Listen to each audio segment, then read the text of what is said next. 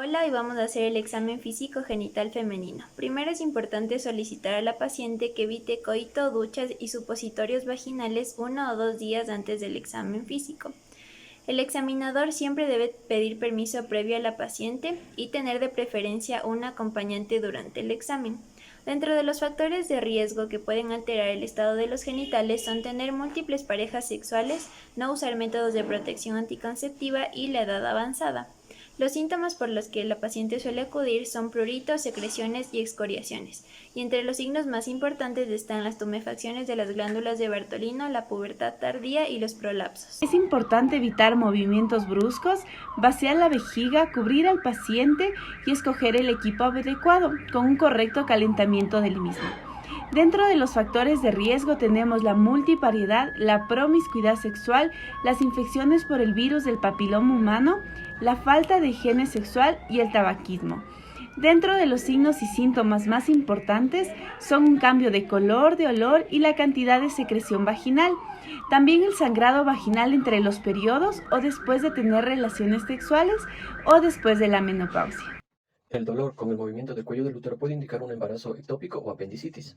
También es difícil palpar cuando el abdomen no está relajado o también hay exceso de grasa. En pacientes con dolor pélvico o dolor a la palpación vaginal, se deben palpar los músculos externos del suelo pélvico de manera horaria y así identificar los focos de dolor. Las hernias inguinales también ocurren en mujeres, pero es menos probable que ocurran estas en comparación con los hombres. Buscamos nosotros cualquier secreción del meato uretral o de su entorno. En el caso de que hubiera, tenemos que tomar una muestra y mandarla a un cultivo.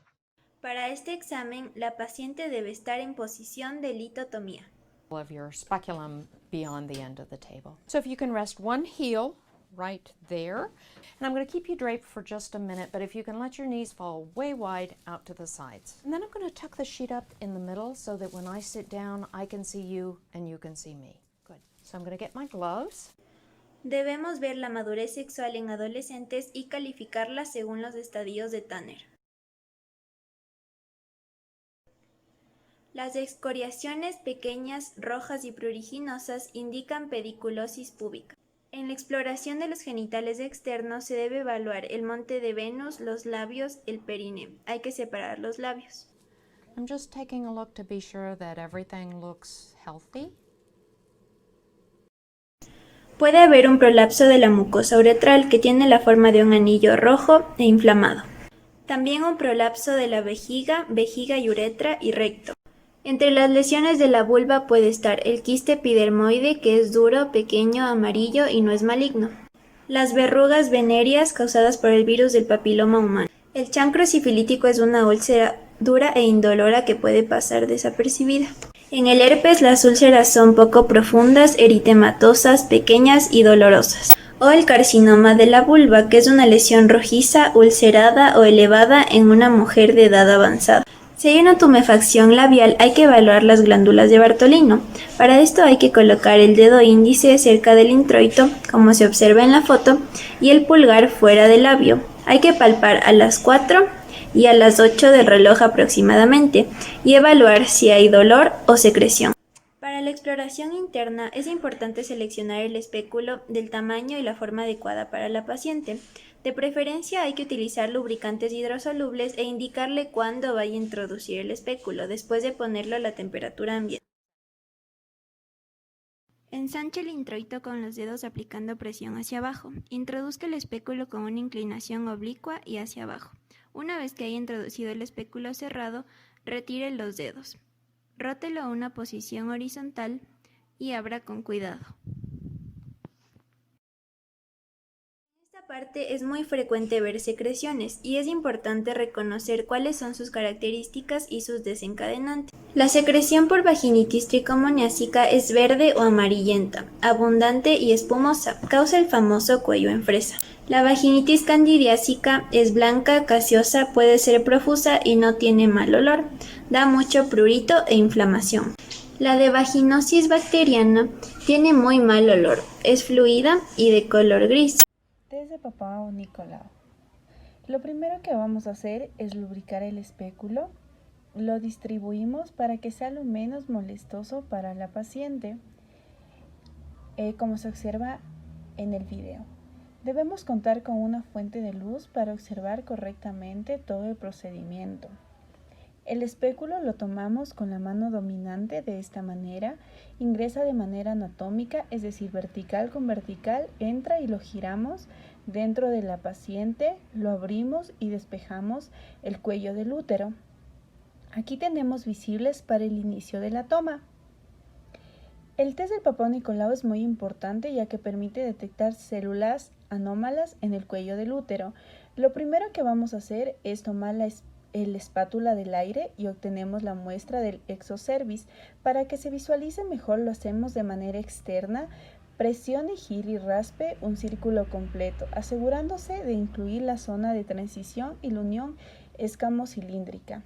Y colocamos la muestra en un portaobjetos cerca de la identificación del nombre de la paciente, como se observa en el video. En la segunda muestra, lo que vamos a hacer es sujetar el cepillo endocervical como si fuera un lápiz. Tome el cepillo endocervical y colóquelo en el orificio del cuello del útero, gírelo entre el pulgar y el índice, en sentido horario y en sentido antihorario, para obtener la mayor cantidad de células posibles. Ponemos en el portaobjetos en la parte más lejana de la identificación, frotamos la muestra, como se observa. Tenemos que fijar la muestra con el cytospray. La fijamos, después la introducimos en la cajita. Eso es muy esencial para no que se contamine la muestra y no se altere ningún resultado. Finalmente, como se observa, se guarda la muestra en la caja, se la cierra y se la envía al laboratorio. Retiramos el espéculo mientras observamos la vagina, liberamos la presión de la bisagra para que se cierre y luego giramos para que anatómicamente esté correcto. Y cerrándola retiramos. Debemos tener en cuenta que a medida que vaya retirándola, debemos inspeccionar la mucosa vaginal observando su color y cualquier inflamación, secreción o úlceras o cualquier masa. Entre las anomalías del cuello uterino tenemos la cervicitis mucopurulenta, la cual produce una secreción amarilla purulenta por el orificio cervical. Estas infecciones se transmiten por vía sexual y pueden cursar sin síntomas y sin signos. Otra de las cuales tenemos es el carcinoma del cuello uterino. En sus etapas más tempranas no se diferencia de un cuello normal. En las etapas avanzadas se observa una masa extensa, irregular, en forma de coliflor. Exploración bimanual. Para esto el médico tiene que estar de pie, colocarse guantes y lubricarse los dedos índice y medio de la mano que va a introducir en la vagina. Introducir los dedos en la vagina y la mano tiene que estar en una posición. El dedo pulgar en abducción y el anular y meñique en flexión hacia la palma. Los dedos que están en flexión hacia la palma, al hacer presión en el peritoneo, puede haber poco o ningún dolor. Tenemos que percatarnos de cualquier nodularidad o dolor en la palpación de la pared vaginal. Para la palpación del útero, tenemos que colocar la otra mano en el abdomen, en la mitad del camino de entre el ombligo y la sínfisis del pubis. Mientras elevamos el cuello del útero y el útero con los dedos introducidos en la vagina, tenemos que presionar con la mano en el abdomen hacia adentro y hacia abajo, tratando de tomar el útero entre las dos manos. En esta técnica se debe evaluar el tamaño, forma y la consistencia y también la movilidad del útero e identificar cualquier dolor a la palpación. El dolor con el movimiento del cuello del útero puede indicar un embarazo ectópico o apendicitis. Si no podemos realizar cualquiera de estas maniobras, indica que el útero está en retroversión. Además, también es difícil palpar cuando el abdomen no está relajado o también hay exceso de grasa. Para palpar cada ovario, tenemos que colocar la mano en el abdomen en el cuadrante inferior derecho e izquierdo. En este caso, por ejemplo, podemos poner la mano en el cuadrante inferior derecho y los dedos de la vagina en el fondo del saco lateral derecho. Tenemos que presionar con la mano hacia abajo en el abdomen y tratar de empujar los anexos de manera que podamos identificar estos y así determinar la forma, consistencia, movilidad y dolor a la palpación. Este procedimiento de igual manera se repite en el lado izquierdo. Evaluación de la fuerza y del dolor en la palpación de los músculos del suelo pélvico. Para esto, después del examen bimanual, tenemos que retirar los dedos hasta la altura de las paredes vaginales. Aquí tenemos que abrir lateralmente los dedos y pedir a la paciente que apriete alrededor de los dedos con la mayor fuerza y en el mayor tiempo posible. Si al realizar esta presión juntan los dedos y los desplaza hacia arriba y hacia adentro durante 3 o más segundos, podemos concluir que tiene una fuerza completa. Además, tenemos que revisar la fuerza, la presencia del dolor a la palpación durante la contracción y la relajación, y la resistencia en los 4 cuadrantes vaginales. En pacientes con dolor pélvico o dolor a la palpación vaginal, se debe palpar los músculos externos del suelo pélvico de manera horaria y así identificar los focos de dolor. Exploración rectovaginal, si es que está indicado. Después de realizar la exploración bimanual, tenemos que cambiarnos de guantes y proceder a lubricar los dedos índice y medio. Tenemos que pedir a la paciente que puje para así relajar el esfínter externo del ano y tenemos que introducir el dedo índice en la vagina y el dedo medio en el recto. Tenemos que colocarlos de manera anterior y lateral haciendo presión y la otra mano tiene que ejercer presión sobre el abdomen en el sitio anatómico de entre la sínfisis del pubis y el ombligo. Hernias. Las hernias inguinales también ocurren en mujeres, pero es menos probable que ocurran estas en comparación con los hombres. Las técnicas de exploración son básicamente las mismas. Sin embargo, para reconocer una hernia inguinal indirecta, tenemos que palpar los labios mayores y dirigirse hacia arriba, hasta un punto lateral de las tuberosidades del pubis. Técnicas especiales.